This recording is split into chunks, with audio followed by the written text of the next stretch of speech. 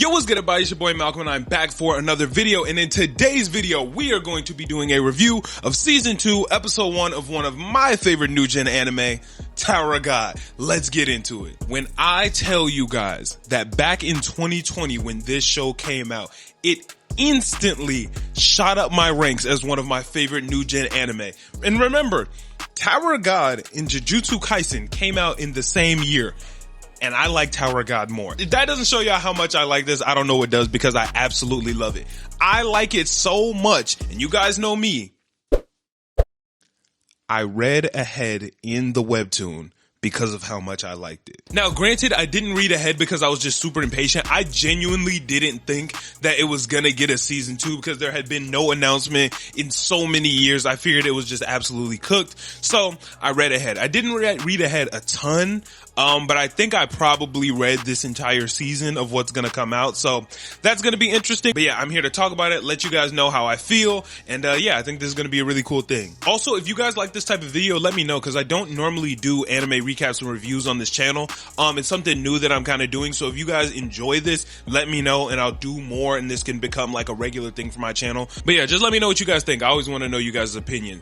And last but not least, before we get into the episode, make sure you guys like, share, comment, subscribe, and do all that good stuff, because it would help me out a ton as a creator. I'm trying to be a YouTube partner. I've been dropping way more consistently, and you guys have been doing a great job of supporting. So please, if you watch my videos frequently, hit that sub button. And if you want more nerd content from me, I have about 3 hours worth of nerd content every single week on my podcast, The Storm Podcast, where me and two of the bros talk about all things nerdy. We talk about this week's anime. We have Anime Banner. We talk about comics, TV shows, The Boy, everything that's going on right now. We talk about it, so go check that out. All right, now that we got all the housekeeping stuff out of the way, without further ado, let's get into this review. So as we know from season 1, Tower of God is the story about Bomb and his journey through the tower. At first, he was trying to chase Rachel, the girl who basically raised him, and he loved her. He tried to chase her through the tower, and she betrayed him in the worst possible way. Like, I hate Rachel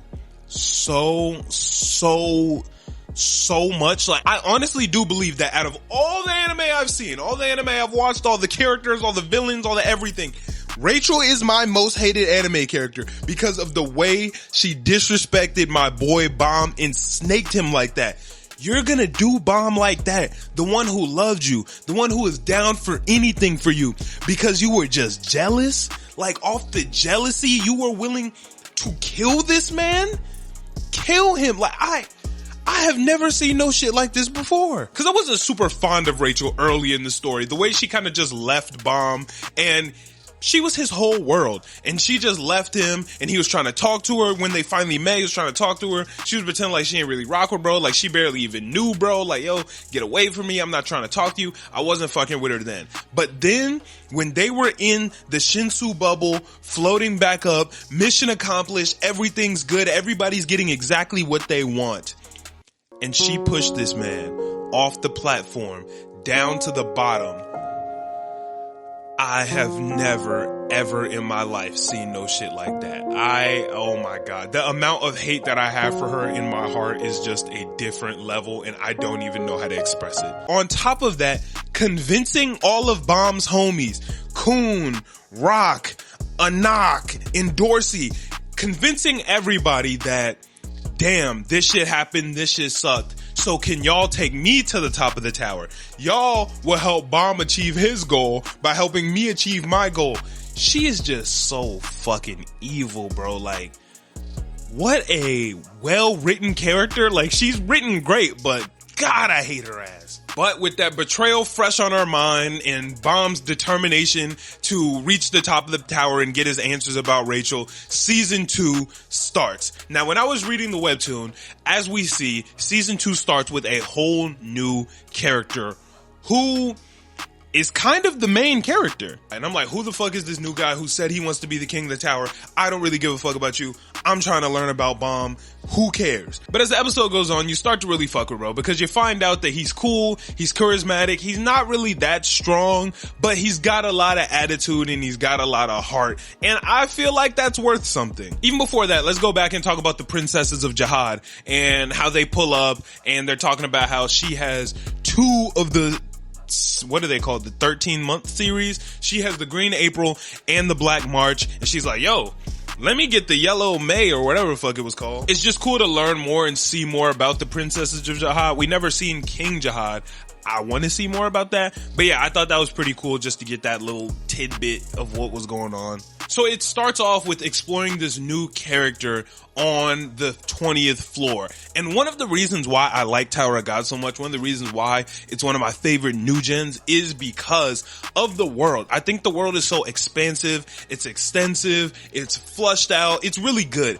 And seeing the 20th floor just kind of being a catch-all for everybody who's trying to make it up the tower. People get stuck here. We get stuck at the 20th floor. It's really hard to do it. You got to be at least E-class. So a lot of people give up. The 20th floor is just full of people with broken dreams that are just like, yo, I can't make it. I'm done. I'm just going to live my life here. And the idea that the tower is just like a whole nother world. Like it's a city. You can get a job there. You can sell ramen. You can be a debt collector. You can really just do whatever. And there's Shinsu here. So we have our powers. We can do cool shit. And yeah, fuck it. I give up on the tower. I'm just going to live here on the 20th floor. Now, granted, that's not what our main character is going to do. Even though he's weak as shit and all he got is these cheap little dinky fireballs. He's like, yo, I'm not giving up on this shit. I'm going to be the king of this tower one day. So I got to keep pushing, whether I got to sign a contract to sell off my kidneys and my liver and all this shit. I'm gonna make it happen. I'm gonna find a way to make it up this goddamn tower. I also really did like the scene with the debt collector because it was pretty funny. Like at the end of the day, he's not really doing anything wrong. Like I kind of wanted to hate him, but it's like, yo, dog borrowed money. He owes the money. He didn't pay the money. Where the fuck is my money? Like I feel like I can't really be mad at him just because he's a debt collector. Like you shouldn't have borrowed the money if you wasn't gonna pay it back. And like, he's a debt collector on the 20th floor.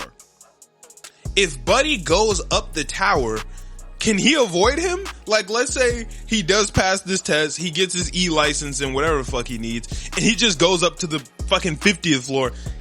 Is his debt just good now? Cause Buddy can't collect the money no more. So, or now that I'm thinking about it, maybe the collector is in E-class so he can go up more floors or whatever. I don't fucking know, but that would kind of be a dub to pass the test, fuck paying him, and just move on. I think that's smart. But yeah, after the whole debt collector situation, he gets more motivation and he heads into the test to try to make this shit happen. And the first thing that happens when he walks into the damn test is there is a super strong dude with a long ass ponytail that just took out 2 people. Now, as we find out as the episode goes on, we're pretty sure that's Bomb. He looks at him and he has the flashback of Kun giving out his hand like, yo, I'm Kun, let's work together. He has that little flashback, so we find out that this is Bomb. And one, he looks different as hell. He let his hair grow out. He got the drip. His fit is low-key crazy. He looks way cooler than he's ever looked before. He also acts way different, obviously. You got dropped down to the bottom of the tower after one of the most intense betrayals to ever happen. You don't have no friends no more. You don't have anybody. You're all by yourself. All you got is your skills to go off. Of course, he's gonna act differently. Of course, he's more stoic. He's more sad. He's not that same Bomb that we used to know and love. This Bomb is a fucking demon. Now, y'all let me know, because I haven't decided yet whether I like Demon Bomb or loving, naive Bomb. I like them both, but this Demon Bomb is a nice change of pace. And, you know, he's still got that heart deep down in there somewhere, but when you get done dirty like that, your heart turns cold. So I think it will get thawed out and we'll see that other version of Bomb again soon. But as of right now, he on demon timing. But yeah, basically they don't fight. They like, yo, fuck it. He talks him into it and he's like, yo, let's just conserve our energy. We don't got a box. Then the next dude comes in, who's actually one of my favorite characters. The big ass dude with the little wing on him. He comes in. They decide not to fight. Then the little girl comes in. They decide not to fight. The little girl's mom comes in. They decide not to fight. Silver hair buddy comes in. He's like, alright, bro. All y'all in this bitch not fighting, y'all gonna have to scrap with me. Cause he makes a good point. And he's like, what if the next challenge is a team challenge? We have a little girl, the little girl's mom, and this useless ass dude. Let's vote. Let's put it up to a vote. I think they should just leave. And here's the thing, right? He looks like he's a villain. He looks like he's a dickhead. He looks like he's gonna fucking suck. But he's like, yo, I don't want to fight you guys. Let's give this vote and you guys can just leave without fighting. Now, obviously, the vote ends up with him having to go, and he's like, nah, fuck that, we gonna box. But I think he really did have a sweet spot for them. He was like, dude, I don't want to fight them. And that's when this episode gets popping, because they start going crazy. First off, the vastness of Shinsu is so cool because you can really do anything. The one silver hair dude used it to summon this little lance/sword thing that shoots out power blast. Bomb was using it for all types of different fights and shooting and things like that. But the character that I like the most, the big ass dude with the wing, his wing boosts his stats based off what it is, right? So basically, it can be a wing, and I think the wing is just normal. I don't think the wing does anything. Or it turns into the little boot with the shoe on it, which boosts his speed. Or it can turn into the shield, which gives him like the ultimate defense. It might turn into the fist, which boosts his power. It's like, I think that is such a cool ability. It kind of reminds me of in Smash Bros. Ultimate, where Shulk has the ability to pick his different settings, so you can pick like jump or speed or whatever the fuck. That's kind of what this reminds me of, and I think it's cool because of how big he is. He's like a big, stoic teddy bear, and his power is to be light on his feet or whatever the fuck. I think that's a really cool power. Shinsu is so fucking cool. This show is just so fucking good. And as we see, Bomb is like one of the strongest people in this bitch. He's strong as fuck. He has crazy powers, but somehow his fire bombs hurt him. And earlier in the episode, the tax collector dude was like,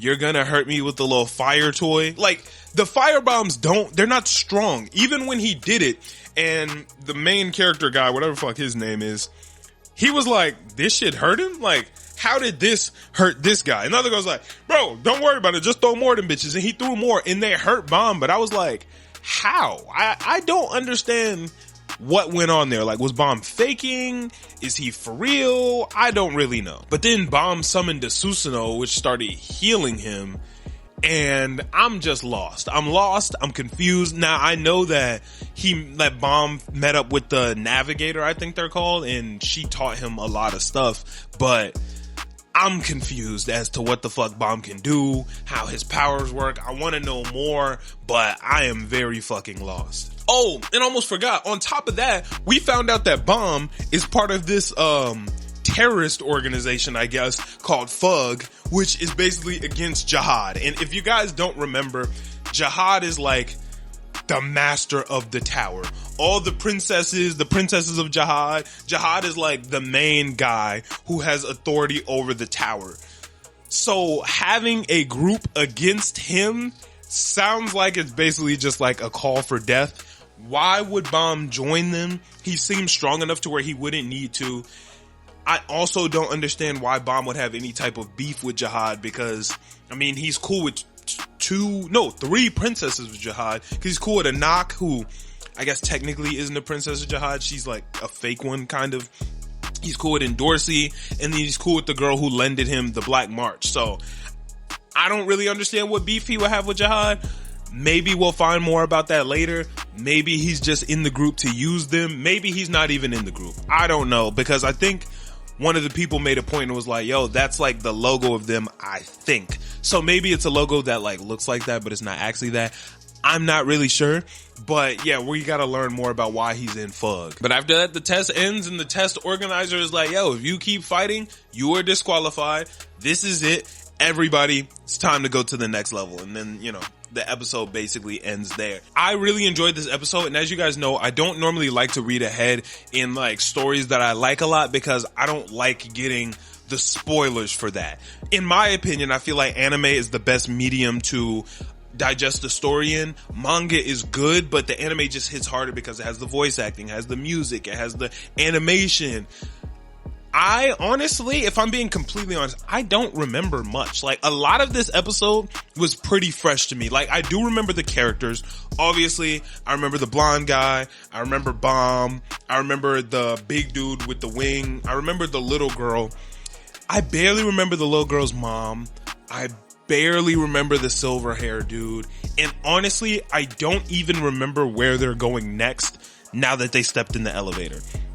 I do remember some big events that happened later on in the season, but I don't even remember what the next part of the test is, so I guess it's not really that big a deal if you read the manga ahead of time. I'm not gonna spoil for anybody because I don't think I could if I wanted to, because I barely fucking remember what happened. But yeah, I don't know, but I thought this was really good. I had a really good time watching it. I'm very fucking excited for season 2, and I really just needed more stuff to watch because all my favorite shit is coming to an end, like Jobless Reincarnation. That season is over. The season of fucking Kaiju number 8 is over. My Hero Academia is on hiatus. All the shit that I was liking is on pause, so I needed more stuff. So I'm very glad this is back. I'm super excited. What I really need, I need to know where Kun and his friends are. What floor are they on? Are they above bomb? Are they below bomb? When are they going to meet up? Now, I do remember some mild details about that from when I was reading it. I can remember a little bit about Kun and friends, but not a ton. But I really just want them to meet back up. I know it's probably going to be a while. I know this is kind of like a reset on the story, and we're introducing new main characters and new plots and all that. But I want to fucking know about Rachel. I want to know where Kun is. I want to know where Rock is. I want to know when that's going to happen. When is everybody going to meet back up and everything's going to be cool? Because Kun and them still think Bomb is dead. They don't even know bro is alive. And he doesn't go by the same name anymore. So they wouldn't even know if it is Bomb. So there's just so much. There's so much I need to know. Oh, and the other dude, the ranker who was given their test that left at the end of season 1. I can't remember his name, but he looks like the jester. I'll put a picture of him down here or something like that. But him, what the fuck is going on with him? I need more, man. I need more. This show is just so good, and there's so much stuff that's happening, and I'm so confused, but it's worth it. Another thing about this episode is the visuals and the animation was astounding. One thing that I've noticed about Crunchyroll now that they've been adapting a lot of webtoons, they put a lot of money into the graphics and animation of these webtoons. Whether that's Solo Leveling, that shit looked incredible. Tower of God, this is looking really good. God of High School, granted, the only thing God of High School really did well was looking good, but it looked incredible. Crunchyroll has been investing a lot of money into these webtoons, and I mean, I think it's working. I think it's paying off, and I really hope that Tower of God is able to carry this webtoon category in a way that God of High School wasn't able to. They fumbled God of High School hard as hell. I think it deserved much better, but hopefully Tower of God can run where God of High School fell and failed. But the visuals were just hidden. It was hidden. And I also thought the sound design was very good in this episode. The background music, the sounds, the sound effects when the Shinsu and stuff happened were really cool. Overall, I don't have many complaints. I don't have many complaints about this episode. Or honestly, I don't have any complaints. This episode was pretty much everything I needed from a first episode. It was really good. It brought back most of the characters I need to see. It left me wanting to see more. Overall, I'd give this episode out of 10. I'd probably give it a solid 8. I think it was a great start. It gave me exactly what I needed. Good shit. Thank you guys so much for watching this video. If you enjoyed this video, please let me know. If you guys are liking it, I will do more. I'll just do one for every single episode. And yeah, if you like this episode and you do want to see me talk more about Tower of God, go watch my podcast. Me and 2 of my homies, we're going to be talking about every episode that happens this season. You can hear their opinions or hear my opinion after I've had more time to sit and think, because I literally just watched the episode a couple minutes ago, but now I'll have some time to think on it, sit on it, and come up with more theories. So yeah, go check that out. Thank you guys so much for watching. Make sure to like, share, comment, subscribe, and I will catch you guys in the next one. I'm out. Peace.